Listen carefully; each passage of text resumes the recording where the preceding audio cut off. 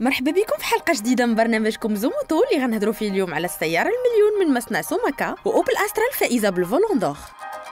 ما تنساوش ديروا ابوني وتفعلوا الجرس باش يوصلكم أحدث العروض والتخفيضات.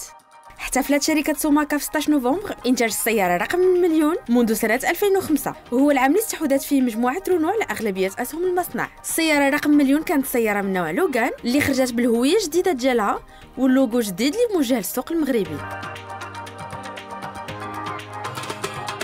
هذا الاحتفال تم بحضور عدد من الشخصيات ومنها وزير الصناعة والتجارة رياض مزور والمدير العام لمجموعة رونو محمد بشيري وكريستوف دغيدي المدير الصناعي للعلامة التجارية داسيا. بطاقة إنتاجية سنوية اللي كتبلغ 100,000 سيارة كيتم توظيف الروبوت بنسبة 20% في مصنع مجموعة رونو في الدار البيضاء. مصنع سوماكا مجهز بالمنصة اللوجستية كتبلغ 5000 متر مربع وكيتوفر على ورشات للصباغة والطلاء والتجميع حديثة بالكامل، وكيواصل استراتيجية التحسين المستمر مع توظيف الصناعة 4.0.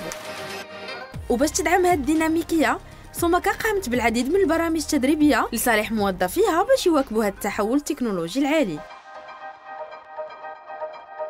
اوبل أسترا جديدة كتفوز بالفولون دور 2022 وهو لقب شهير في ألمانيا.